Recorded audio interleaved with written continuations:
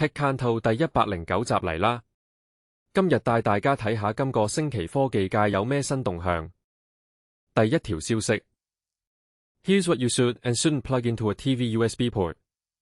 A TV 眼井號39 USB port is often forgotten, but can still be useful. 呢個發展值得留意。第二條 Amazon's new Produce Warehouse robot is fully autonomous.Amazon 眼井號39 SAI upgraded Produce robot can now be controlled using plain language. 呢個發展值得留意。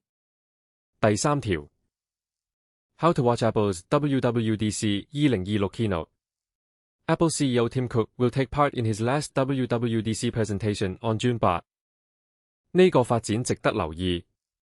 第四條 How to watch the Summer Game Fest showcase.Summer Game Fest 眼井號39 S main showcase is streaming live on June 5 at 下午2點 PT。呢個發展值得留意。好啦，今日嘅 TechCanto 第109集就先到呢度。